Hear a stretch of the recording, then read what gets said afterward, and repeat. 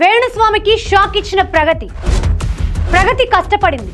Credit మాత్రం వేణుస్వామి కొట్టేస్తున్నాడు.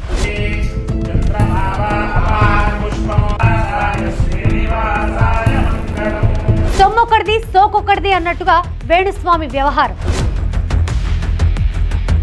కొత్త వివాదంలో వేణుస్వామి. ఈ వివాదానికి దారితీసిన అంశాలేమిటి? Watch the story.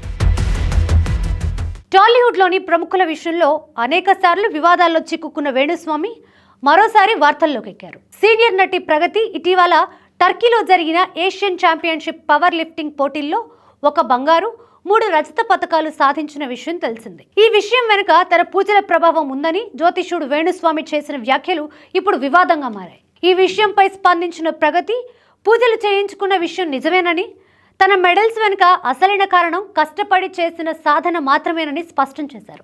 అప్పటి పూజల ఫోటోలు ఇప్పుడు వైరల్ చేయడం సరికాదని ఆమె అంటున్నారు. కెరీర్ ప్రారంభం నుంచే విభిన్న పాత్రలతో ప్రేక్షకులకు దగ్గరయ్యారు ప్రగతి. నటనతో పాటు వ్యక్తిగత జీవితంలోనూ విజయాలు సాధించేందుకు కృషి చేస్తున్నారు. అందులో భాగంగానే ఇటీవల టర్కీలో నిర్వహించిన Asian championship power lifting tournament లో పాల్గొన్నారు. ఈ అంతర్జాతీయ పోటీల్లో ఆమె 1 బంగారు పతకం 3 రజత పతకాలు సాధించారు. మొత్తంగా 4 మెడల్స్ గెలుచుకోవడం ద్వారా ఒకప్పుడు తన వయసు గురించి, ఫిట్నెస్ గురించి విమర్శలు చేసిన వారికి తన ప్రతిభతో సమాధానం చెప్పారు. ప్రముఖ జ్యోతిష్యుడు వేణుస్వామి ప్రగతి తన కెరీర్ బాగుండాలని, రెజ్లింగ్లో ఎదగాలని తన వద్ద పూజలు చేయించుకుందని, ఆ పూజల ఫలితంగానే ఆమెకు ఈ 4 మెడల్స్ వచ్చాయని వేణుస్వామి వ్యాఖ్యానించారు.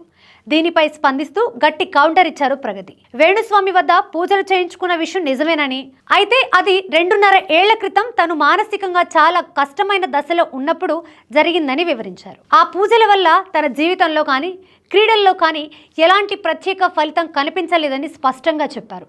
ఆ పూజలకు సంబంధించిన ఫోటోలు, వీడియోలను ఇప్పుడు బయటపెట్టి తన విజయం మొత్తానికి తానే కారణమన్నట్లు వేణుస్వామి చెప్పుకోవడాన్ని ప్రగతి తప్పుపడుతున్నారు. తన విజయాన్ని వేణుస్వామి ఖాతాలో వేసుకోవడాన్ని ఆయన సంస్కారానికే వదిలేస్తున్నానని అన్నారు ప్రగతి. జిమ్లో చెమట చిందించి శారీరకంగా, మానసికంగా పోరాడి సాధించిన విజయానికి జ్యోతిష్యాన్ని జోడించడం సరికాదని పలువురు వ్యాఖ్యానిస్తున్నారు.